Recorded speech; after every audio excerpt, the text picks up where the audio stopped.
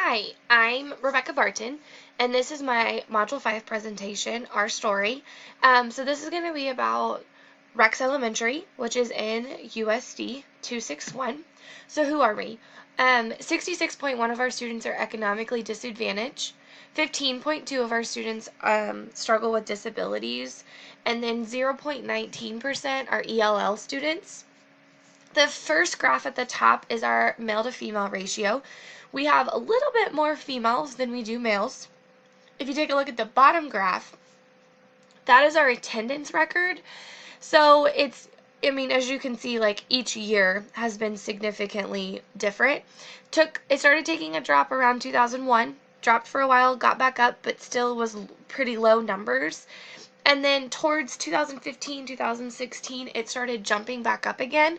That is actually when our school had to implement 4 sections in each grade because our students were growing, our numbers were growing pretty significantly. At the end of this year, we had 627 students, I believe, right around that number. And it seems like in the last couple years, our numbers have continually grown. So we kind of expect them to keep getting higher. So a little bit more about us. If you take a look at the top graph, that is our student to teacher ratio. 16.1 is kind of where we were sitting in 2016. And like I said, our population of students has grown since 2016. So we're actually, I believe we were sitting at 18 to 1 when we finished out the end of the school year.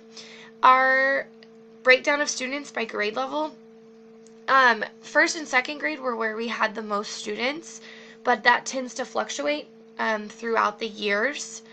Our demographics, we are 82% white, 12% Hispanic, and 6% two or more races, which kind of leaves us with a diversity score of 0.31. We are a very non-diverse school.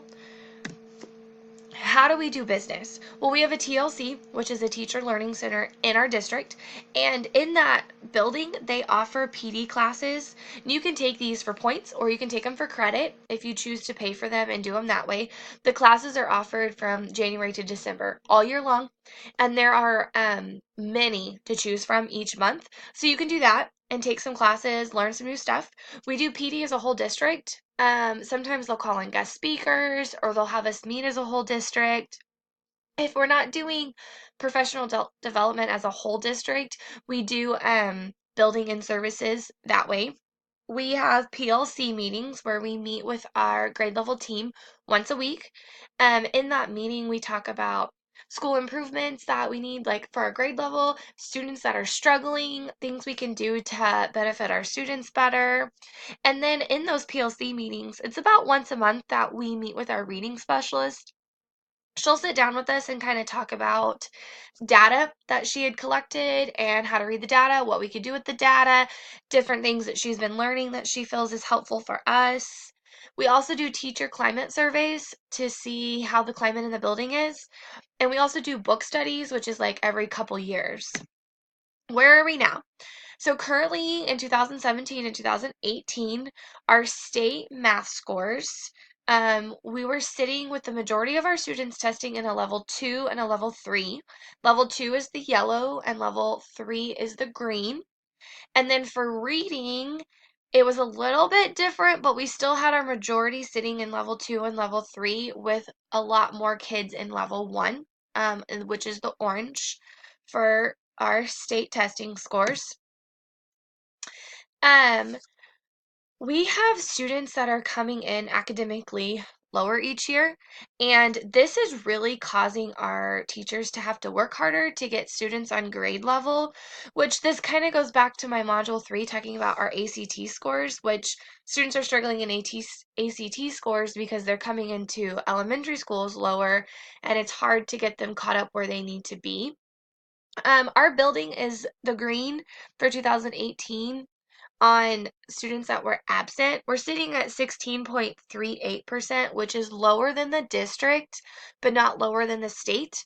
And I believe that's part of the reason that our students are struggling because they're missing school. Why do we exist? Well, we have our mission, and it's the relentless pursuit of excellence. We also have a vision statement, which is to equip learners with 21st century skills to achieve excellence in a continually changing world. And we believe through our mission and our vision that students come first. We also believe that learning is enhanced in a safe and caring environment, and that that is so important to have in a building. We also believe that students need a rigorous, relevant, and world-class curriculum, and exploration, collaboration, and innovation are essential to students. Where do we want to be? Well, we have student learning and success goals that we really talk about. So, one is to really support staff through the systematic development and implementation of instructional tools, practices, and technologies to ensure student learning. We also want to see our students performing on level 3 and level 4 for state tests. We also want to see students entering on grade level and leaving on grade level or higher, which is really a struggle for where our district is located.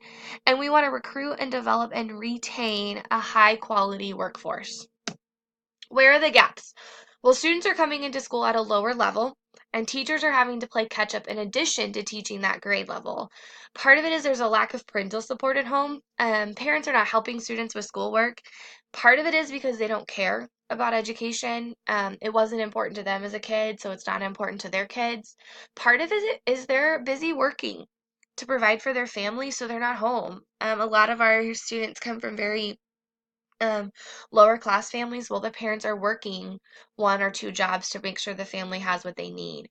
And we have a lot of young parents who are struggling themselves academically, whether they had kids in high school or they had kids right out of high school and they didn't get to go to college, or they struggled in school themselves. We see a lot of that, which causes some of our gaps.